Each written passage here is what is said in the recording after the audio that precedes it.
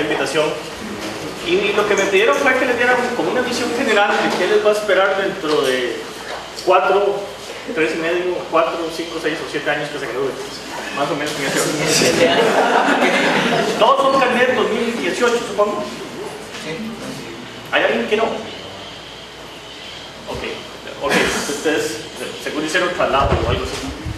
Quiere decir que ustedes apenas están comenzando la carrera. Entonces no voy a entrar en cosas muy técnicas, pero sí les voy a decir de la parte de ingeniería de software, que es el área en que yo me desempeño, más o menos qué se pueden esperar ustedes una vez que se incorporen al mercado laboral, tanto desde el punto de vista de las empresas que los pueden contratar, como de las prácticas que ustedes deben aprender durante esta carrera para ejercitarlas o practicarlas cuando vayan a trabajar.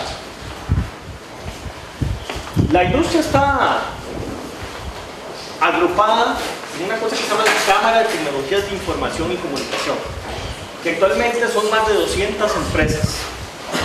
Hay empresas nacionales y empresas multinacionales o transnacionales. Las grandes que ustedes oyen en el país, gente como IBM, que tiene 2.100 empleados, Intel, que tiene 2.800 empleados, Hewlett Packard, que tiene 7.500 empleados, o inclusive otras empresas que eventualmente van a ser parte de la cámara, enormes, que uno no identifica como empresas de tecnología, como Amazon. Amazon al principio, en 1994, cuando fue fundada, era una empresa de venta de chunches. Comenzó con libros, después se metió a películas, videos, cuando se vendían las películas. Ahora existe Netflix. Y después pasó a vender todo. Y si no lo tiene, entonces lo compra alguien y lo vende. Para hacer eso montó una gran plataforma tecnológica y resultó tan exitosa que empezó a vender servicios de tecnología.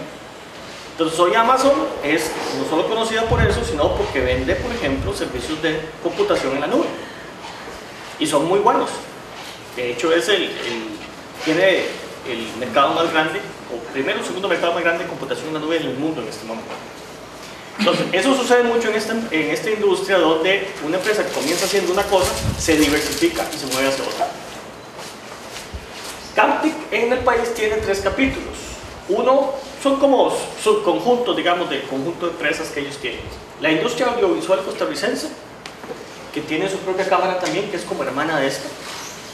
La industria audiovisual es un mercado de unos 10.000 millones de dólares al año. Incluye las películas animadas, como hace Pixar, por ejemplo, pero también incluye comerciales animados, efectos especiales en películas, y obviamente toda la parte de videojuegos, de todo tipo, desde consolas, Xbox, ese tipo de cosas, hasta juegos en línea. Hay un capítulo de mujeres en tecnologías digitales. Todas las mujeres que están aquí presentes deberían pegarle una ojeada. Hacen actividades y proyectos relacionados con cómo atraer más mujeres a estudiar esto que es computación, que cuesta mucho. Cuando yo estudiaba aquí en los años 80, ustedes no habían nacido, exactamente en esta aula, el 30% de nuestros compañeros eran mujeres. Hoy eso ha descendido más o menos al 15%, o sea, la mitad. Algo pasó en estos 30 años que las mujeres se fueron a otro lado. Y hay toda clase de estudios de por qué eso sucede. Y eso no es bueno, porque entonces es como jugar el partido con la mitad del equipo en la banca, viéndose. Eso no es algo bueno. Y hay otro capítulo que se llama software libre y código abierto. Son las empresas que trabajan con herramientas abiertas para desarrollar software.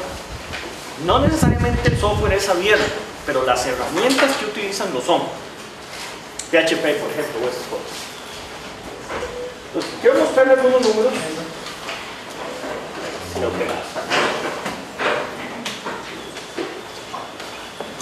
Sobre estas empresas para que ustedes conozcan la realidad del país. Del año 2004 al año 2014, o sea, en el tiempo de una década apenas, al principio el 30% de estas 200 empresas exportaban productos o servicios. Mayoritariamente en Latinoamérica, pero también vamos a ver que exportan a Europa, Estados Unidos, y eso se duplicó en una década hasta llegar al 47%. Sí, hoy en día, la mitad de las empresas de software de Costa Rica exportan algo a algún país. Servicios, productos o una combinación de ambos. En desarrollo de software es imposible vender un producto sin vender el servicio. Y el servicio es tan importante como el producto. De hecho, la mayoría de las ganancias no vienen del producto de software, vienen del servicio que se le da. El servicio de mantenimiento, de soporte, de instalación, de implementación, de capacitación, o el servicio inclusive de lo que se llama software as a service, que es que le dice, bueno, yo no le doy a usted un servidor para que usted lo instale, y yo lo instalo en mi servidor y le doy acceso web a usted. Y olvídese, usted no tiene que comprar computadoras, no tiene que comprar Windows, no tiene que comprar licencias, yo le pongo todo y usted me paga el servicio y yo simplemente le doy a los usuarios vía web. Que el software esté a la par, que esté a 10 kilómetros o a 100 kilómetros o a 10.000 millas, no hace diferencia. Eso se llama software as a service y eso es lo que está en la nube. Entonces las empresas hoy ofrecen un servicio nube que tal vez le alquilan a un tercero, y ese cliente, que puede ser cualquier empresa de este país, cualquier usuario, simplemente alquila el software, no lo compra, no compra la licencia, sino que la alquila. Y se economiza la compra de equipo y todas esas cosas. Nada más necesita las piezas básicas para que los usuarios accesen el software. ¿Cómo ha sido el crecimiento de exportaciones? Bueno, estas empresas creen, el 81% de ellas, que van a crecer sus exportaciones en los próximos 3 o 4 años. Y eso ha sido así. Entonces, son muy optimistas en cuanto a cuánto van a crecer, desde un 5 hasta un 100%. Y todo en el medio. Esta es la parte sur del pie. 17% más o menos creen que va a estar estable y un pequeño margen cree que decrecerá. Quiere decir que les está yendo bien y tienen buenas expectativas. Cuando esta gente tiene buenas expectativas, entonces lo que hace es contratar a gente como ustedes, ya graduados. Y lo que andan buscando son gente como ustedes. Una vez que ustedes tengan el título en mano, van a buscar un ingeniero. Ustedes van a ser ingenieros e ingenieras en computación. Y les van a pagar buena plata. Ahora les puedo decir números de cuánto pueden ganar al principio y hasta qué pueden pedir.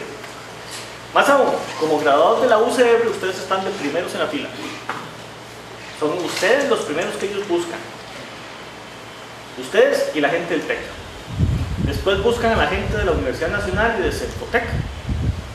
Y ahí la gente de la Latina y la Brasil, que más o menos tienen un nivel similar a Centotec.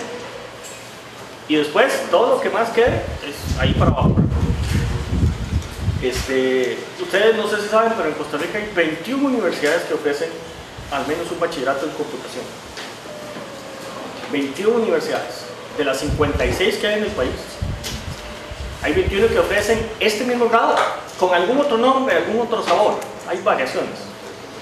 De esas 21, 5 son las universidades públicas. Una de ellas es la UCR. Ahorita les voy a dar algunos números sobre graduados. ¿A dónde exportan? Esta gente exporta principalmente a América del Norte, donde es México, Estados Unidos y Canadá. El mercado principal para las empresas nacionales, las nacionales, es México. México es un país enorme, 125 millones de habitantes, y las empresas nacionales han tenido mucho éxito exportando software a México. Sin embargo, esto ha ido cambiando porque empresas como IBM, por ejemplo, que da servicios de nube y de ciberseguridad y otro tipo de servicios desde Costa Rica, con sus 2.000 y pico de empleados, está exportando esos servicios principalmente a clientes en Estados Unidos y algunos en Brasil. Entonces, ese mapa puede cambiar. América Central sigue siendo un mercado muy importante para las empresas nacionales, y eso se debe a que el sistema educativo de universidades, estas 21 universidades que ofrecen estos grados en Costa Rica, son muchísimo más fuertes que las universidades en Centroamérica. Entonces, la capacidad de hacer software en Costa Rica es muchísimo mayor que en esos otros países. Entonces, las empresas de esos países buscan su proveedor de software en Costa Rica. América del Sur es un mercado importante, principalmente los países andinos. Chile, Perú, Ecuador, Colombia han sido mercados tradicionales. Para las empresas costarricenses es muy difícil entrar a Brasil. Es un mercado muy protegido y además hay problemas con el idioma y la cultura, es complicado. pero en los países andinos han sido muy exitosos y algunas empresas han sido exitosas en Europa, exportando a España y otros lugares. Ese es más o menos el mapa de exportación. Obviamente quisiéramos que las partes en gris también sean parte del mercado exportador en Costa Rica. Las actividades de investigación y desarrollo es lo que invierten estas empresas en desarrollar nuevos productos, nuevos servicios que sean innovadores, de nuevas aplicaciones. La mayoría de ellas invierten una buena cantidad en investigación y desarrollo. Las cantidades van desde 0 hasta más o menos un 100%. La cantidad es bastante alta de empresas que dicen, ojo, esta es la opinión de las empresas, invertir en investigación y desarrollo. Ellos ahí están contabilizando todo lo que invierten en crear nuevos productos, nuevos servicios. La mayor inversión en desarrollo software es en el recurso humano. Más o menos el 80-85% del costo de hacer un software en Costa Rica va al costo del recurso humano, o sea, ustedes. Es el salario y los beneficios que ustedes reciben, más todos los costos de operación. Es decir, cuando uno es ingeniero y está desarrollando software en una empresa, no solo le pagan el salario, los beneficios y la caja y toda la cosa, sino que le dan vacaciones y le dan un día feriado de aquí y 3 días si se casa y esas cosas. Pero además le dan una compu full con todas las licencias, internet y toda la cosa para ver los partidos del Real Madrid y toda esa cosa. Entonces tienen que tener una super banda ancha en internet. Y además le dan café, galletitas y las cosas. Entonces eso tiene un costo. Ahorita voy a hablar un poquillo de costo. Ese costo sumado, lo que se llama el costo completamente cargado, es el 80-85% del costo de un proyecto de desarrollo en Costa Rica. Aún así, ese costo en Costa Rica, más o menos la tercera, dependiendo a veces la cuarta parte del costo de lo que es, por ejemplo, en un país como Estados Unidos o países caros de la Unión Europea como es el Reino Unido o Alemania. Los salarios de ellos obviamente son muchísimo más altos.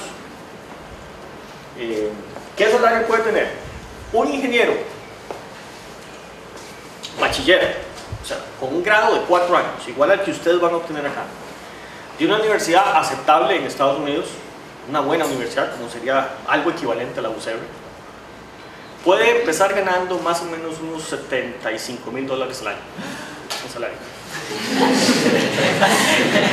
¿Quién se murió? ¿Qué estoy haciendo aquí, verdad? Suena mucho, pero eso no es mucho. No en un país rico, donde el costo de vida es muchísimo más alto que el nuestro. Acá, ustedes podrían comenzar ganando más o menos en promedio, en el momento que se gradúen, unos $16,000 a $18,000 anuales, más o menos. Tal vez un poquito más, por ahí de 20,000, por ser graduados de la UCR. Ahora, ¿qué es lo que sucede? No se puede comparar dólar por dólar. Es decir, los costos en Costa Rica, el impuesto de renta, los impuestos además que ustedes pagan son muchísimo más bajos que los que paga una persona en Estados Unidos.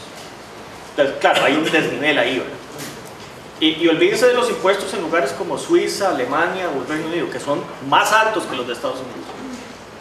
Si ustedes ganan $75,000 en el Reino Unido, ustedes están en Londres, el 48% del dinero que ustedes ganan no lo ven, se van impuestos.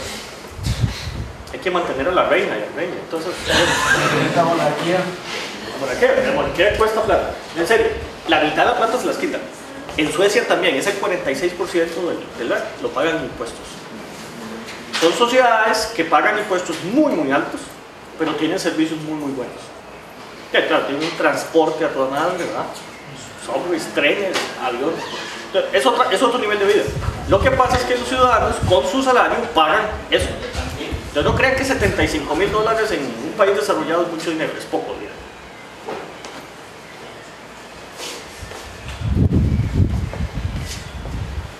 Aquí se les pidió también valorar las condiciones que ofrece Costa Rica para el desarrollo de negocios TIC. O sea, ¿qué es el principal factor que atrae la inversión extranjera y les permite además a los nacionales crear empresas y exportar? Y el primer factor fue la calidad de la mano de obra. Ustedes son la mano de obra. En realidad no es mano de obra, sino cerebro de obra. Ustedes trabajan con el cerebro. trabajar con las manos. Y por eso se paga bien. Vamos a ver, el salario promedio de un tico de todo el país en general ronda más o menos los 600, 650 dólares mensuales. Eso es lo que el promedio tico asalariado gana en este país, 650 dólares. Cuando ustedes salgan a trabajar van a ganar el doble de eso, comenzando. De graduados de 21, 22, 23 años, ojalá solteros, sin compromisos, ¿verdad? Muchos viviendo con los papás, ojalá. Y entonces se van a echar toda esa plata a ustedes. Comienzan a ganar un buen salario en un empleo oficial, cuando empiezan a cotizar desde entonces para la pensión. Y el doble de plata que ustedes ganan del promedio nacional se debe a que ustedes tienen un conocimiento que ha costado muchísimo. Y a ustedes les ha costado muchísimo. Y eso se paga. Vivimos hoy en día en la sociedad de la información y el conocimiento. No sé si han oído hablar de ese término. Eso significa que lo que se paga mayormente y mayor valor agregado está en la mente de las personas. Y es el conocimiento que ustedes van a adquirir en esta universidad para desarrollar software y hacer otra actividad de computación. Y eso se paga muy bien. Entonces, por eso ustedes van a empezar a ganar a los 21, 22 o 23 años, sin experiencia laboral, graduados de la UCR, eso sí, el doble de lo que gana un costarricense promedio. Y después ahí empieza a incrementarse. Entonces vean que los empleadores los buscan a ustedes por esta razón. Lo segundo son las opciones de enseñanza y capacitación. Eso las dan principalmente las universidades. La cantidad de mano de obra, ahí tenemos un problema. Ahora voy a dar algunos números. Somos buenos, pero no somos muchos, deberíamos ser más. Y hay otras cuestiones como la organización del sector TIC, que está organizado en CANTIC, la banda ancha y otras facilidades. El costo de la mano de obra está aquí bastante bajo, no es el principal. O sea, el costo no es un factor tan importante en Costa Rica, a pesar de que no somos un país barato. Hay varios países de Latinoamérica que son más baratos que nosotros. Los países de Europa del Este son más baratos en el sentido de la mano de obra para desarrollo software. Y obviamente países asiáticos como Malasia, Filipinas y la India, China, son más baratos que nosotros. Pero están muy lejos. Y además no hablan muy inglés. Excepto los hindúes, que lo hablan con un acento muy forzado, pero ellos sí hablan inglés. Crecimiento en número de colaboradores. La mayoría de las empresas dijo que haber crecido el 40%. El 45% dijo, bueno, estamos estables, o sea, en el número de empleados. Y muy poquitas disminuyeron su tamaño. ¿Cómo veían las expectativas en ese momento? El 87% de la parte azul dijo, vamos a crecer en el número de empleados que necesitamos. Quiere decir que hay una gran expectativa de esas empresas de seguir creciendo su mercado y contratar más gente. Y eso es algo muy bueno para ustedes, porque se requiere más gente y eso incrementa los salarios. ¿Qué andan buscando? Principalmente bachilleres, la parte azul. La gente que buscan solía ser una pirámide, ahora es un rombo. La gente mayormente buscada son bachilleres universitarios. O sea, ustedes. Ustedes son la crema innata de este rombo. Hay gente que busca licenciados, máster, doctores. Los doctores nadie los quiere. En serio, nadie los quiere. Por eso estamos aquí en la U. Poca gente los necesita. Sí hay doctores, por ejemplo, en Intel y en HP, en otras haciendo investigación, otras cosas más, pero son pocos los puestos. La mayoría de la gente que busca son bachilleres, que son los que producen básicamente las universidades. Hay también, por ejemplo, gente con certificaciones. Los diplomados los dan los colegios universitarios. La certificación profesional es complementaria al bachillerato. Entonces ustedes pueden tener una certificación profesional, por ejemplo, en cosas de redes Cisco o en Huawei, para instalar redes celulares o redes de banda ancha o redes locales. O pueden tener una certificación en desarrollo software de Microsoft. O pueden tener una certificación Oracle para bases de datos. Esas certificaciones profesionales son complementarias a su bachillerato. Ustedes las pueden obtener paralelamente al mismo o posterior. Entonces, y eso se paga bien en el mercado también, para trabajos especializados. Los niveles académicos en los planes de contratación, nuevamente, bachillerato es la principal. O sea, ¿por qué bachillerato universitario? Porque lo que andan buscando son principalmente ingenieros. Y ustedes van a ser ingenieros cuando se gradúen. El título no dice ingeniero, no el de la U, no importa. Dice bachiller en computación e informática. Eso es un grado de ingeniero porque es un grado de 4 años. También andan buscando técnicos o diplomados para puestos más junior y algunas certificaciones profesionales que, como les decía, son complementarias a la formación universitaria. La demanda de técnicos y diplomados para el periodo 2014-2016, la mayoría de ellos eran en desarrollo de software, pero también incluye desarrollo web, que es lo mismo. Software web, casi todo el software es web. Inclusive el software para móviles es web, porque los móviles se pegan a la red. Y, por ejemplo, diseño web, esto es como para diseñadores gráficos. Esta es la gente que diseña las interfaces, que tienen un perfil más de artes plásticas y otras cosas. Pero también está la parte de animación digital, la gente que desarrolla videojuegos. En Costa Rica ya hay 3 o 4 empresas de software destinadas específicamente para diseñar videojuegos.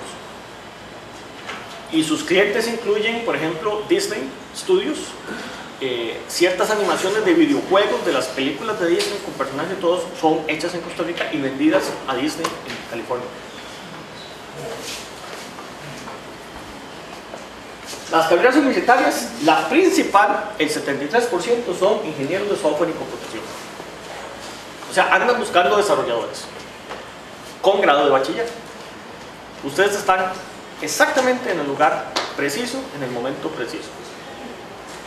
En la mejor universidad de este país, estudiando la mejor carrera de este país.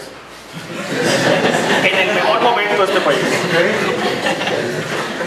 Y eso lo que les va a producir es que cuando se gradúen, van a pasar dos cosas. Uno, ustedes van a tener varias ofertas laborales. Las empresas van a venir a buscarlos. A veces lo que hemos hecho en años pasados es hacer una feria de empleo aquí. La hacemos ahí en el comedor de... Y las empresas vienen, montan stands y ustedes van y se entrevistan y toda la cosa. Y funciona bastante bien. A veces lo que sucede es que algunas empresas me piden, ya, mandame gente. Yo les digo, espérese a diciembre, espérese a julio que los chicos se gradúen. Y entonces lo que hacemos es recolectar currículums y simplemente se los mando por correo. Y entonces los empiezan a llamar a ustedes para entrevistarlos. Y la mayoría encuentran trabajo así. No se extrañen si cuando se gradúen tengan 3, 4, 5, 6 ofertas laborales. Hacer esto, hacer lo otro con diferentes salarios y toda la cosa. Esta demanda del mercado lo que produce es buenas ofertas de trabajo para ustedes. Por eso les decía que ustedes están en el lugar correcto, en el momento correcto. Algunos números. Estas son las carreras.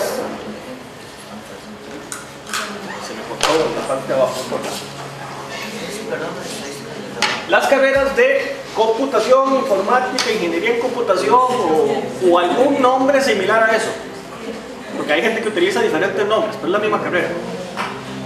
Estos somos nosotros. Bachillerato en computación e informática. Este año se admitieron 155 personas. Ustedes son, supongo, todos esos 155. Se gradúan entre 55 a 65 por año. Esos son números del 2014. Entonces este número ha subido un poquito. Inmediatamente hay algo raro ahí. Uno de cada tres. ¿Qué pasó con los otros 2 de cada 3? ¿Dónde están? Bueno, también puede ser que estén aquí mismo. Podría ser. Rezagados. Vamos a ver. Estos obviamente no son estas mismas personas. Estos son los que entraron este año y estos son los que se graduaron, entraron hace 3, 4, 5 años. Pero este número se mantiene. Quiere decir que esta carrera no es una tubería, sino que es un embudo. Y el embudo es gordo a la entrada y muy angosto a la salida. Y el embudo tiene fugas. se le sale el agua. 2/3 son fuga. Estamos perdiendo 2/3 del agua que entra. Y el agua son ustedes. ¿Sabemos por qué? Sí, ¿por qué? Bueno, ustedes ya han visto los cursos que están llevando. En cuenta ¿verdad? Me dijeron que están llevando mate. La mate es una... Iba a decir una desgracia, es una desgracia buena. Ha sido la piedra en el zapato de todos los que hemos estudiado computación durante 50 años. Pero bueno, eso es algo... pero le van a ver la utilidad una vez que se gradúen, porque la mate sirve para resolver ciertos problemas. ¿Qué más están llevando? Bueno, generales, no debería haber problema con eso. A menos de que no falte, no hagan los trabajos, eso debería ser casi que automático. Si llevan deportivas o cultural, igual, eso es llegar ahí, hacer la cosa que hay que hacer y vámonos. O sea, eso no es difícil. ¿Qué más están llevando? Cómputo, introducción a computación. Ok, ese es este curso. Entonces, ese es el primer semestre. El segundo semestre ya van a llevar Programa 1. Ahí van a empezar a aprender a programar los que no saben. Es el primer curso donde uno aprende a hacer software. Van a aprender Java, que es uno de los lenguajes más usados. Entonces van a ver lo que es programar. Programar no es necesariamente desarrollar sistemas, eso lo van a ver en nivel de tercero y cuarto año, que es cómo hacer eso en grande. Pero las nociones básicas que ustedes están adquiriendo en estos primeros 2 años les van a servir para los cursos de tercer y cuarto año, que son los cursos que les van a dar de comer después. Los cursos de redes, de sistemas operativos, de ingeniería software, de bases de datos, de desarrollo web, que ustedes van a llevar en el tercer y cuarto año, son las habilidades y destrezas que ustedes necesitan en el mercado laboral. Pero para llevar esos cursos, ustedes necesitan los cursos de primer y segundo año, porque si no, no van a entender nada. Y eso es lo que están llevando ahora. Entonces, no se sientan que están en la carrera equivocada. Están en la carrera correcta. Ustedes la escogieron. Lo que sucede es que no están viendo todavía las cosas básicas. Vamos a ver, están viendo las cosas básicas de la carrera, no están viendo todavía las cosas más aplicadas. Entonces no le ven la necesidad a tanta mate, la van a ver después. Entonces no se preocupen por eso. El mensaje de esto es, vea, ganen esos cursos. Ustedes son privilegiados, ustedes son de estos 155, donde había más de 2000 estudiantes peleándose por esos 155 cupos.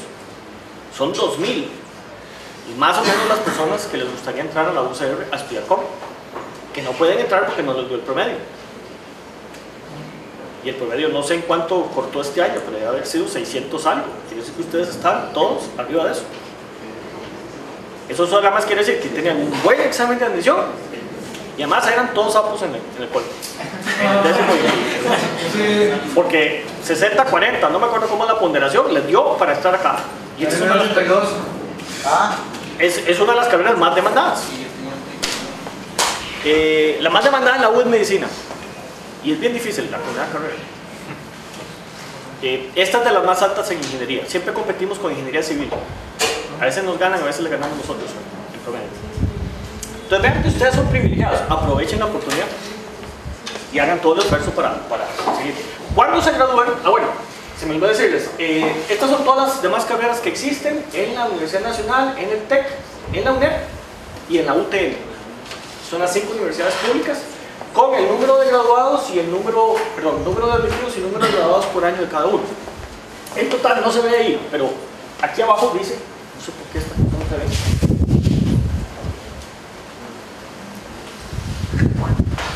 Porque el peor. Eso se llama no tener la licencia.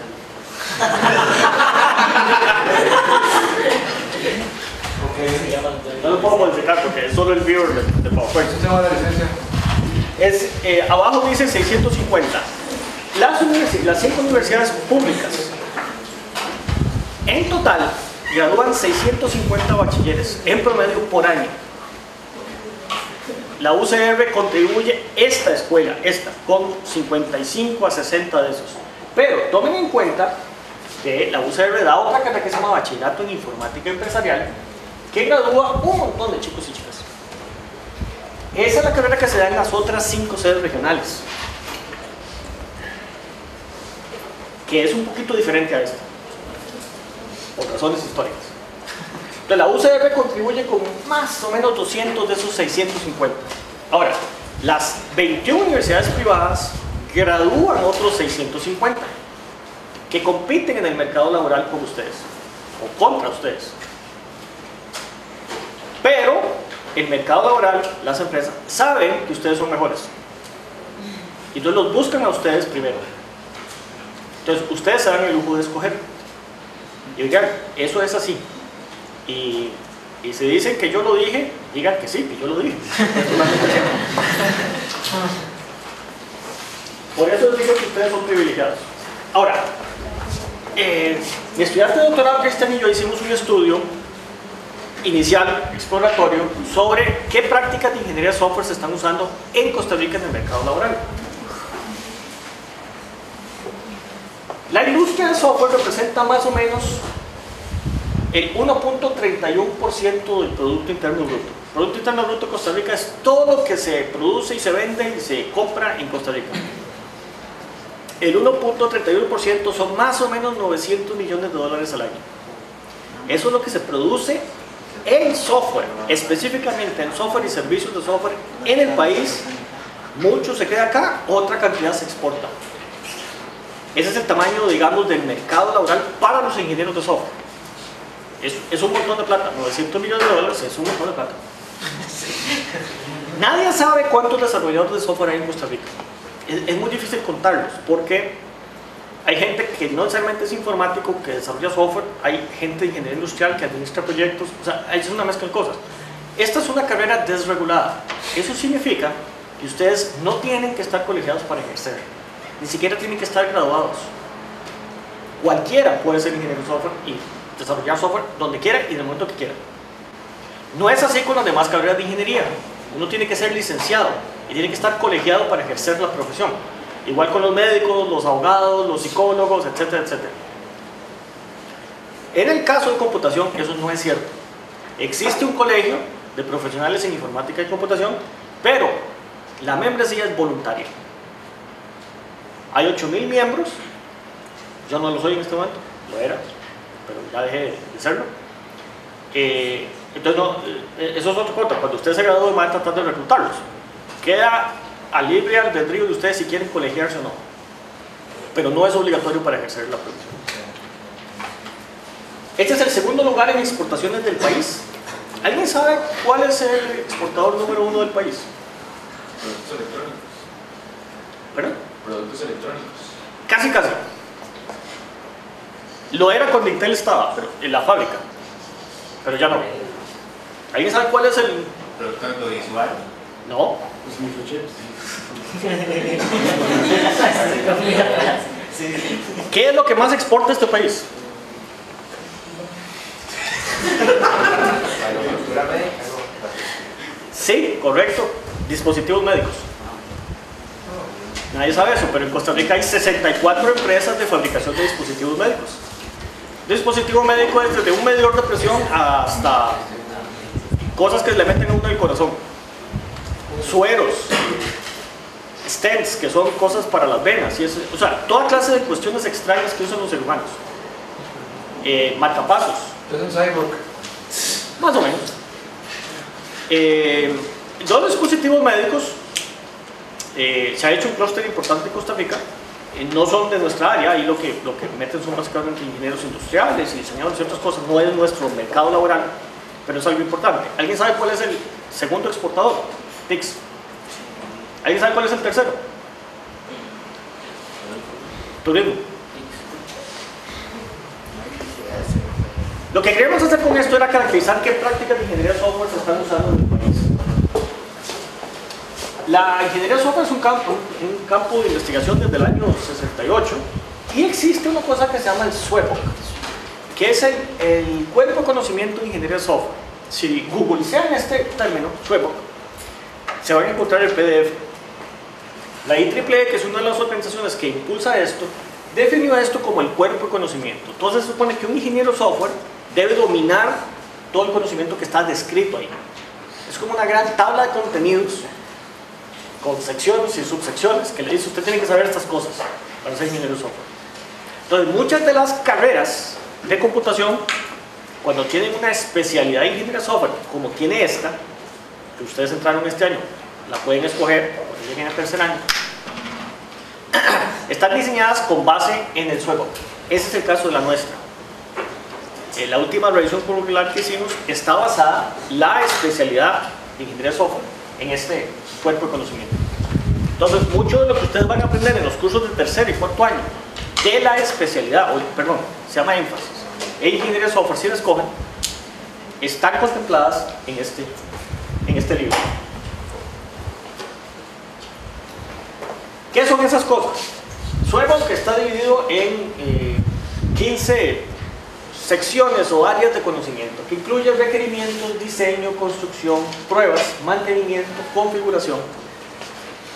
La parte de Software Engineering Management, que es la parte de administración de proyectos, procesos, modelos, calidad de software, la práctica profesional, la parte económica, que es cómo estimar costos de un proyecto, los fundamentos, que son la parte un poquillo teórica, y los fundamentos computacionales y fundamentos matemáticos, y la parte de ingeniería. Ese es el SWOT. Si uno lee el libro, tiene, no sé, 300 páginas, una cosa así, y ahí dice exactamente qué uno tiene que saber. Ustedes no van a aprender todo esto en esta carrera, pero van a tener un buen subconjunto de las partes principales de cada una de estas cosas, porque el énfasis en ingeniería de software fue diseñado con base en eso. Ustedes están totalmente actualizados con el mercado mundial. Ahora, ¿qué se usa a nivel mundial? Existen, sobre el SWOT, existen varios estudios en un montón de países que han tratado de determinar qué se usa en la práctica. No exactamente qué estudia la gente en las universidades, sino que cuando sale al mercado laboral se encuentra que lo que estudió no es lo que se está usando, por diferentes razones. Entonces nosotros qué hicimos, bueno, si nosotros estamos enseñando esto dado el SWOT en esta carrera nueva que ustedes están entrando, ¿qué diferencia tiene eso con lo que se van a encontrar en el mercado laboral? No tiene sentido que pasen 4 años aprendiendo algo y después resulta que eso no se usa. ¿Y cuál es la relación entre eso? Entonces, revisamos varios estudios en otros países. Vamos a ver, en Italia, Australia, Canadá, Uruguay, Turquía, China, Brasil, Reino Unido, Estados Unidos, Argentina, Colombia y Holanda. Todos esos países han hecho estudios de su industria de software a ver qué es lo que están usando. Costa Rica no lo había hecho hasta que nosotros hicimos este estudio, que es un estudio preliminar. Estas son las referencias bibliográficas de esos estudios. Y lo que quisimos es encontrar, básicamente poder responder 3 preguntas. ¿Cuáles son las características del ciclo de vida de desarrollo en las organizaciones? Es decir, ¿qué es lo que están usando? ¿Qué tipo de prácticas de ingeniería de software están usando? ¿Y cuál es el nivel de investigación que hacen? Voy respondiendo cada una de estas aplausos. Para eso diseñamos un cuestionario que lo mandamos vía web con base en el SWOT. Los participantes fueron contactados mediante correo electrónico usando diferentes listas. El cuestionario se piloteó con unos profesionales para vamos a ver, afinar las preguntas y la forma de cuestionar. Y él consta de 46 preguntas en total. Se buscó a los profesionales, no a estudiantes, sino gente que está en la industria. El cuestionario electrónico se mantuvo en línea durante 4 meses en octubre de 2016. Entonces eso tiene como año y medio, digamos. Es, digamos, el estudio más actual que existe. Y a un total de 278 profesionales les llegó el correo electrónico, de los cuales 120 participaron. O sea, esto lo llenaron 120 personas de la industria.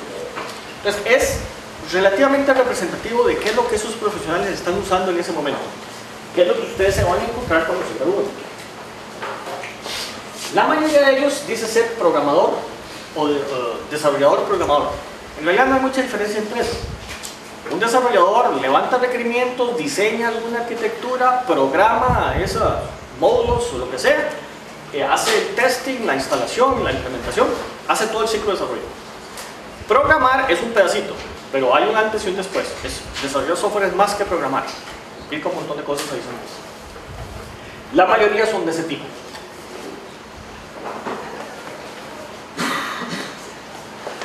Curiosamente, los datos demográficos reflejan más o menos lo que se van a encontrar ustedes en los compañeros de trabajo. 39% de los participantes se desempeñan en una sola posición. Tienen en promedio casi 13 años de experiencia laboral. En promedio. 13 años es un montón de tiempo. Con una media de 12 años. O sea, gente experimentada.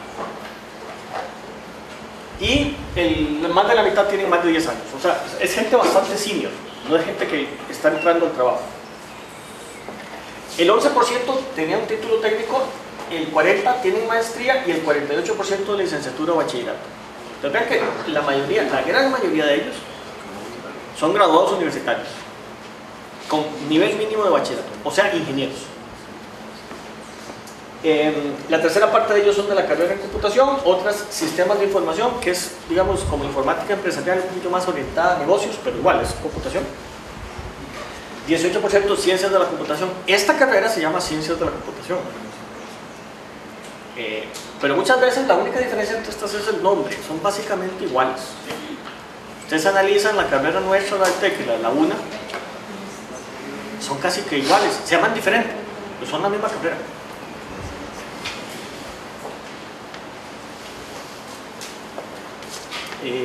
Desarrollos y programables con leve predominio para las fases de desarrollo y mantenimiento son preponderantes en esta muestra, tal vez porque son desarrolladores. La etapa de prueba es reportada como el nivel más desafiante. Sí, hay una debilidad en probar software. Ustedes van a aprender a probar software en cuarto año, cuando lleven el curso de pruebas de software, que hay toda una teoría de cómo uno debe probar los programas que hace. Entonces vean que ahí hay una gran beta de empleo, ser ingeniero de pruebas de software, que es un área que se abrió recientemente, en los últimos 10 años más o menos, y hay buena plata ahí. De hecho hay una certificación profesional en pruebas de software. De hecho no hay una, hay dos diferentes. La mayoría de los desarrolladores utilizan métodos ágiles. Aquí les estoy hablando chino. Métodos ágiles significa básicamente Scrum. Eso lo van a aprender cuando lleven el curso de ingeniería de software. No se preocupen de eso en ese momento, pero sepan que ustedes van a aprender eso en esta carrera, que es lo que se está usando en el mercado laboral. En el 85% de los casos la metodología ágil es excluyente con el uso de cascada. Quiere decir que utilizan solo ágil. Alguna metodología, hay 5 metodologías ágil, pero la más usada se llama Scrum. Entonces también existe la certificación a nivel profesional de Scrum, que ustedes pueden sacar posteriormente. Por cierto, el curso es carísimo, vale $1,200 el combinado curso. Y hay diferentes niveles y diferentes cursos que uno puede hacer. Uno puede hacerse Scrum Master, que es como decir el coordinador de un equipo de trabajo. Esas certificaciones profesionales las pueden sacar en empresas privadas. O estamos contemplando el hecho de empezar a poder darlas acá, en la UCR. Obviamente más barato, para competir con ellos. La mayoría de la gente utiliza User Stories y diagramas UML, en algunos casos diagramas casos de uso. Estas metodologías para definir requerimientos del software que hay que hacer, ustedes las van a ver en los cursos de ingeniería de software y las van a ampliar en los proyectos prácticos, y va a haber una cosa que se llama proyecto integrador de ingeniería de software con base de datos, que está, me parece, en segundo semestre, tercer año, o en primer semestre, cuarto año, no me acuerdo exactamente, en donde van a aprender a usar estas cosas. Entonces vean que los cursos, como están hechos y diseñados recientemente, están totalmente alineados con lo que ustedes se van a encontrar en la industria una vez que salgan a trabajar. Eso es exactamente lo que van a aprender acá. El diseño, hay personal dedicado a la arquitectura. Arquitectura es gente muy especializada que define cómo está configurado el software y utiliza frameworks para hacer eso. Esos son puestos más senior. Existe un curso de arquitectura de software que se da como electiva actualmente en esta escuela, es parte de la carrera. Entonces, si quieren ser arquitectos de software, les recomiendo que cuando estén en cuarto año lleven ese curso. Los desarrolladores son responsables por el diseño y el diseño y codificación son realizadas en conjunto. Es decir, el desarrollador hace todo, levanta requerimientos, define el diseño, trabaja con el arquitecto para definir la arquitectura del software, programa, prueba e instala. Hace todo el ciclo. Es más o menos sólida. Es correcto. Entonces ustedes tienen que aprender todo el ciclo de desarrollo. Programar es un pedacito de eso. Ahora en programa 1 ustedes están empezando a aprender a programar. Pero diseñar software es más que programar, es hacer toda esa cosa. Pero no se preocupen, aquí lo van a aprender. 46% de los encuestados reportan que el lenguaje más usado es la familia .NET. Ya sea Visual Basic o Visual Sharp, que es la de Microsoft, con todo su ambiente de desarrollo. Y la segunda es Java.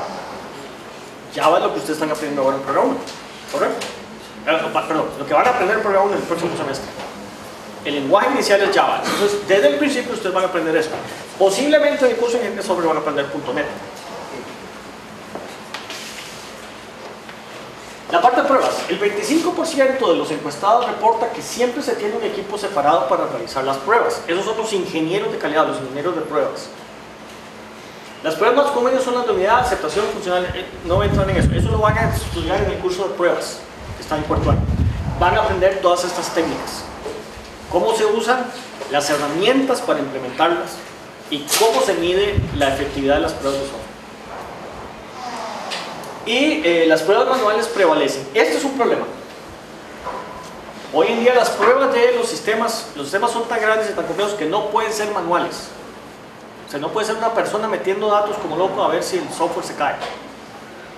Hay herramientas automatizadas que son software para hacer pruebas de software. Son caras, difíciles de usar y son parte del ciclo de desarrollo.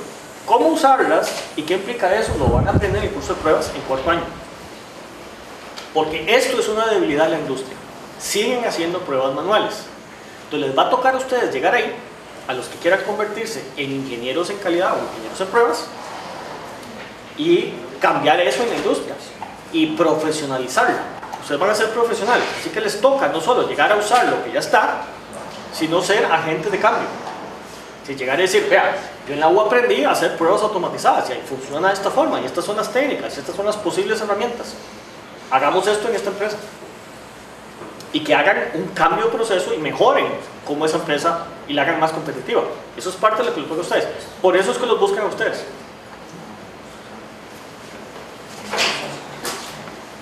Mantenimiento, hay preventivo y correctivo. Hay gente que hace mantenimiento. Todo software que se vende, se alquila, se pone disponible, hay que mantenerlo. O sea, hay que sacar nuevas versiones todo el tiempo. Hay que arreglarle pulgas. El software tiene pulgas. Todos, pequeños, grandes. Entonces, esa cosa, mantenimiento significa arreglar todo eso. Y hacerle mejoras, obviamente. Administración de proyectos de software es un área de especialización dentro de ingeniería de software. Está en el suelo como tal.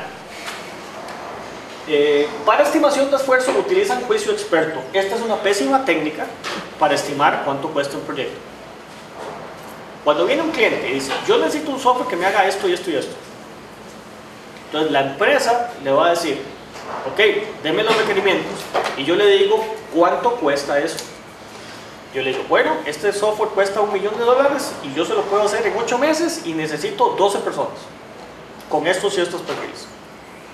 Esa estimación de esfuerzo y costo es muy difícil de hacer. Y las pifias en eso son enormes, enormes, porque las hacen con juicio experto. ¿Qué significa eso? Un mae bateando. Cuando ustedes llegan a la industria y les digan, vea, es que aquí tenemos el experto que usa su juicio para estimar. Dice, ah, ese es el bateador. Sí, es el bateador. Lo que está haciendo es bateando de cuál es el esfuerzo y el costo. O sea, cuánto dura el proyecto, cuánta gente necesita, cuánto cuesta. Y se embarcan. Y las pifias son enormes. Sí. Hubo un bateo cuando Atari estaba haciendo un juego de ¿De AT? ET, por el extraterrestre. ¿Se acuerdan del bateo? No, vean, hay muchos errores grandes en este país. Se les puedo contar historias de terror como esa a nivel nacional. Les menciono 2 o 3 que yo he visto en el mercado, que han ocurrido en los últimos 25 años. Y voy a mencionar nombres. La Caja Costarricense del Seguro Social, la que todos cotizamos, si ustedes cuando trabajen vayan a empezar a cotizar, les van a rebajar el 9.34% de su salario, se los van a quitar y se lo van a dar a la Caja del Seguro. Eso si no suben las cuotas de aquella. O sea, ustedes pierden casi el 10% de su entrada bruta, dárselo a la Caja. Bueno, la Caja, que es la empresa más grande de este país, se gasta más o menos 5.000 millones de dólares al año. Eso es lo que se gasta la Caja. La Caja hace, vamos a ver, 7 años, dilapidó 1.000 millones de colones en un sistema de software para el manejo de su recurso humano, el sistema de planilla de la Caja. La Caja tiene 52.000 empleados. Es la segunda planilla más grande de este país. Dilapidó 1.000 millones. El sistema no funcionó, no servía y terminaron botándolo. Los 1.000 millones de colones se perdieron. El Poder Judicial trató de hacer un sistema de software para llevar la base de datos, un sistema que controlara todo el flujo de los juicios penales, civiles y de todo tipo, desde pensiones alimenticias hasta homicidios, que se hacen en este país, en todos los tribunales del país. Contrataron una empresa extranjera de origen hindú, vino al país, hicieron la cosa, se gastaron 2 millones de dólares y el sistema nunca funcionó. Al final el Poder Judicial llegó a un acuerdo, porque vean cuál era el problema. El Poder Judicial, como tal, para recuperar el terreno tenía que demandar a la empresa por incumplimiento. Pero adivinen a dónde la iba a demandar. ¿Qué hay? En el Poder Judicial. Entonces el cliente era el mismo juez. Entonces no pudo demandarlo. Y no tenía sentido. Es como que yo demande a ustedes y entonces yo decido. No. Entonces al final llegaron a un acuerdo en donde cada uno perdió, finiquitaron el contrato, la empresa se fue y no hay nada. Y como esas hay no sé cuántas historias. Se van a encontrar de eso en el mercado laboral. Historias de terror, de pifias, de juicio experto. Que dijo, esto vale 2 millones de dólares, eso se lo hago por tal, y no era cierto. La UCR, aquí entre nos, tiene varias historias aquí ahorita, varias de esas, hasta se las puedo contar, las conozco como.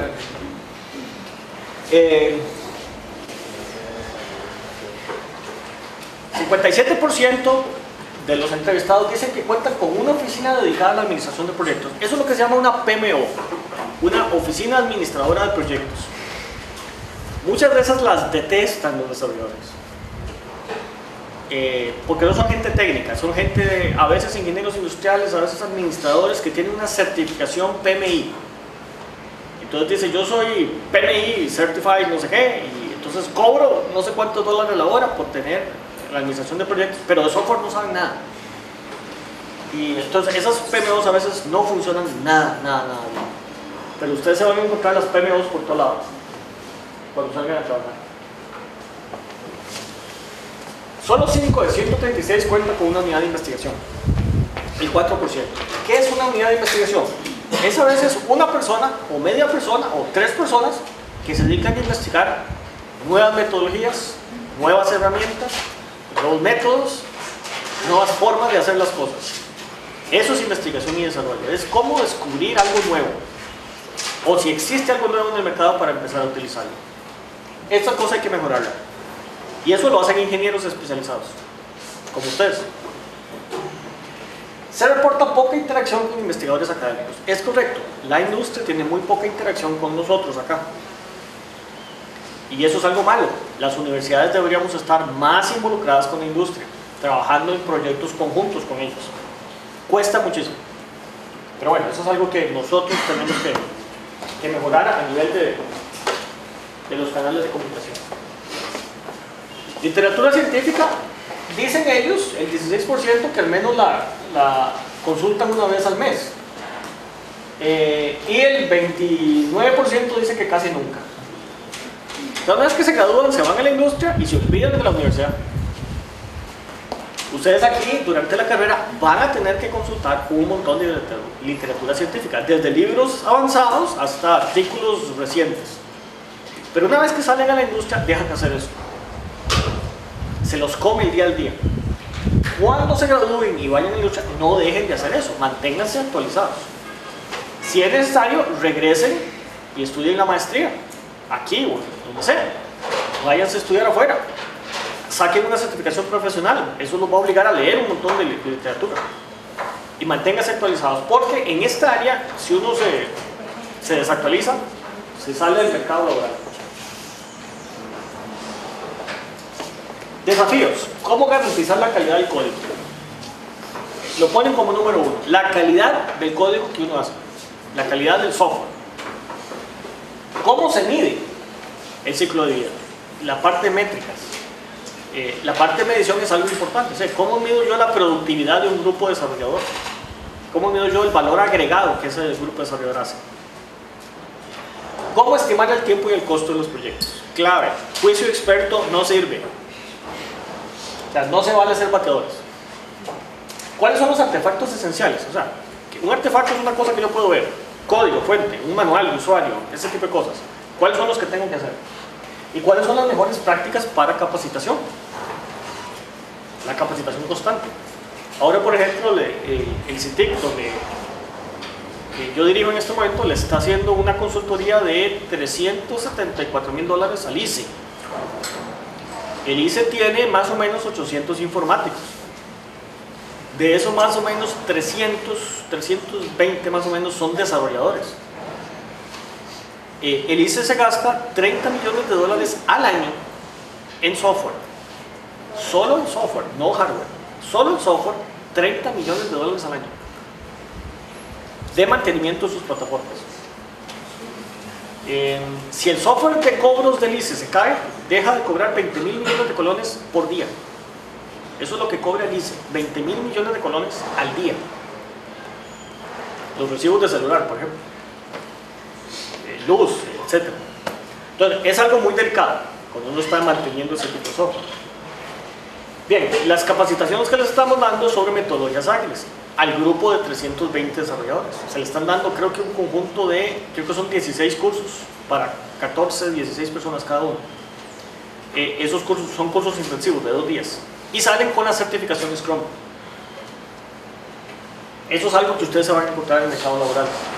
¿Y cómo puede uno desarrollar habilidades para nuevos profesionales? Por ejemplo, gente que no es de cómputo, pero quiere convertirse, y hay gente que está haciendo eso. Esta discusión me la voy a saltar. Los resultados confirman que la calidad y la productividad siguen siendo los principales desafíos de la industria. Esas palabras las van a oír a partir del tercer año. En los cursos de ingeniería de software van a hablar de calidad de software, pruebas, por ejemplo, para mejorar la calidad, que el software tenga el menor número de pulgas posible. Y la productividad, que es qué tan rápido puedo yo hacer ese software. O sea, si me dicen el proyecto, usted dura 12 meses, ¿cómo lo hago yo en 8 meses? ¿Y qué implica eso? Ser más productivo, es decir, ser más rápido. Pero hay un momento en que no puedo ser más rápido de lo que puedo ser. No importa cuánta gente tenga. Entonces hay una curva ahí de rendimiento. Todo eso lo van a estudiar en tercer y cuarto año. Esas son las dos cosas más importantes que ven los desarrolladores. La industria costarricense se encuentra en un momento justo para adoptar prácticas de aseguramiento de la calidad. Correcto. Mejoramiento y medición de procesos. Esos son los cursos selectivos que ustedes van a ver en cuarto año. Si se van por el énfasis de ingeniería de software. Si se van por alguno de los dos otros énfasis, como IT o la parte de computación, posiblemente no van a llevar esos cursos. Van a llevar solo el curso básico de ingeniería de software y los demás no. Es una decisión que ustedes quieren tomar. No todo el mundo es desarrollador de software ni quiere serlo. Esto es para los que quieran meterse en ese énfasis. Y la elección es puramente de ustedes. Bueno, este proyecto lo vamos a replicar. Si quieren ver exactamente los números y todo, está disponible en este artículo que está disponible en las bibliotecas digitales del CIPI y de la biblioteca de acá. Pueden bajarlo completo. O si no me escriben, yo se los mando. Es totalmente público. Son las 12. No sé si hay preguntas o no. Sí. No sé si usted sepa esto, pero Actualmente, ¿qué énfasis tiene más empleo en Costa Rica? ¿Tecnología de la información o ingeniería de software? Esta es una pregunta comprometedora, entonces te voy a dar una respuesta comprometedora. No tenemos números exactos, pero así a mi juicio experto me dice alias mi ojímetro.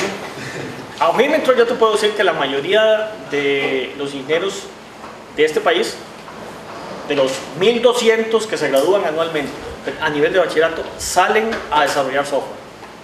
¿Qué porcentaje? No sé, pero debe ser más de la mitad. Tal vez más alto. Porque es lo que la industria necesita principalmente. Por eso buscan bachilleres, como vimos ahí cuando vimos lo del combo. Entonces yo diría que el mayor número de puestos están en desarrollo de software. Desarrollo web, desarrollo de apps para celular, desarrollo de cliente-servidor, mantenimiento de software, todo lo que implica desarrollo. Una pregunta, ¿qué ventajas tiene ser parte del colegio ¿cómo es? El CEPIC, el Colegio de Profesionales en Informática y Computación.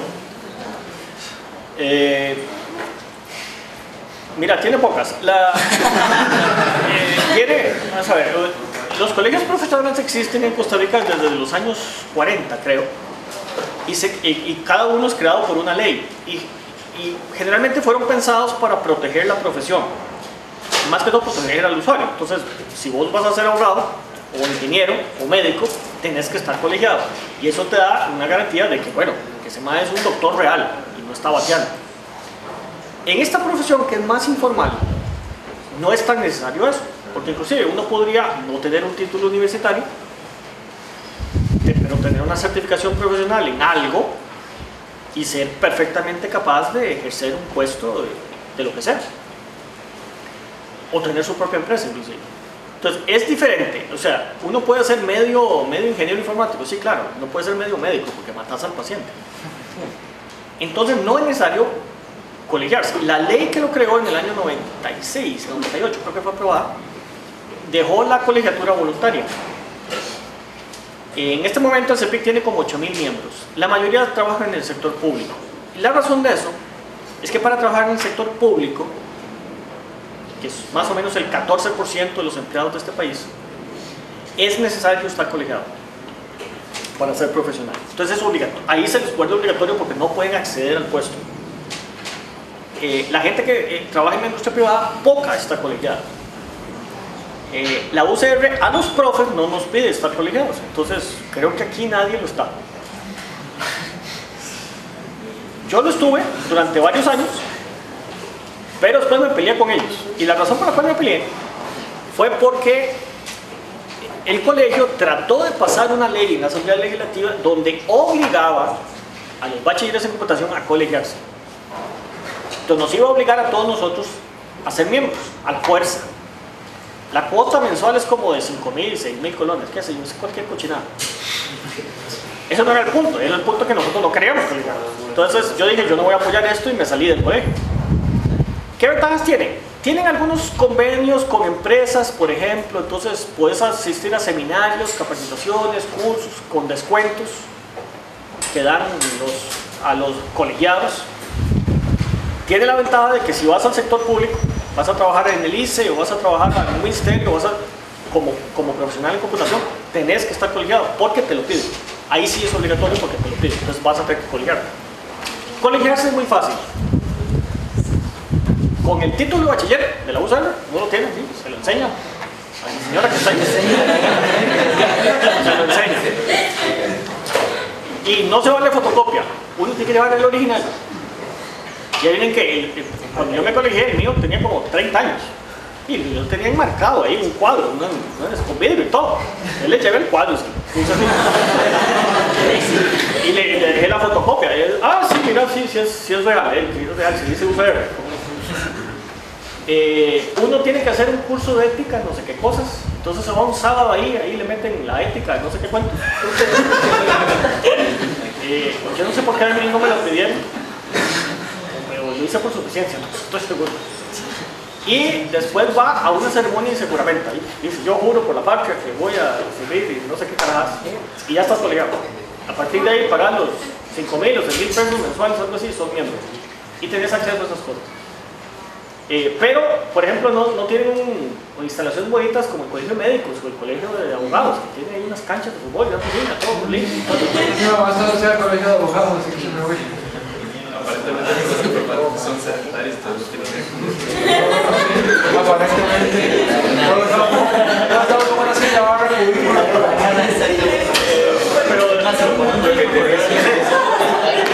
uno debería tener un club social, piscinita, barbecue y la cosa, no, eso no existe. Todos somos tan sedentarios que no nos veis. Sí, pero si no también son sedentarios, si tienen una cosa preciosa allá en Moroso. En todo caso, sí nos hace falta eso. Entonces, las ventajas son ese tipo si trabajas básicamente en el sector público. ¿Alguien había levantado la mano aquí? Sí. Aquí están reconocidos un lenguaje de C, C++, C. Java es predominante. Java es el hijo de C++. Primero se inventó C en los años 70, después evolucionó a C++, que es C con objetos, y una simplificación de C++ es Java, que simplificó ciertas cosas. Y además definió la máquina virtual, lo cual lo hacía portable a través de plataformas. C y C++ se usan muy poco en este momento, únicamente si uno está programando a nivel muy bajo, pero no para sistemas de información. Si uno está haciendo software científico, si está ciertos videojuegos, tienen ciertos componentes escritos directamente en C y C++ por la eficiencia del lenguaje, porque en los videojuegos tiene que ser muy rápida la reacción. Python está adquiriendo cierta preponderancia, pero en el orden más científico. Python no está pensado para hacer sistemas de información, sistemas transaccionales, donde una base de datos grande y lleve, qué sé yo, el registro de notas de todos ustedes o esa cosa. Python no está diseñado para eso. Yo tenía entendido de que las metodologías iban dependiendo del proyecto de que se iba a realizar. Entonces, porque Scrum ahorita está creciendo tanto, o sea, es mi pregunta, si otras como Cascada eran una de las más usadas antes. Cascada es una pésima metodología para desarrollar software, y entonces las metodologías ágiles tratan de hacerlo de manera iterativa, en pequeños lapsos de tiempo que duran 2 o 3 semanas, que se llama un sprint, que es, digamos, su conjunto del tiempo. Si usted hace un proyecto de un año, entonces lo desarrollas en sprints de 2 o 3 semanas en equipos pequeños. Para hacer Scrum en equipos más grandes se definió una metodología que se llama SPACE, que es Scrum a lo grande. Y eso está predominando en el mercado, en la industria en este momento. Se puede usar para cualquier tipo de software. Entonces la metodología es genérica en ese sentido.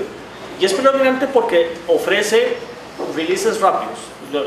El concepto de integración continua y entrega continua, que es que uno puede entregar el software básicamente una vez al día. Y eso le gusta mucho al usuario. ¿Alguien más? ¿Sí? Se podría desarrollar un ingeniero de software, puede como que desenvolverse en el área de seguridad informática.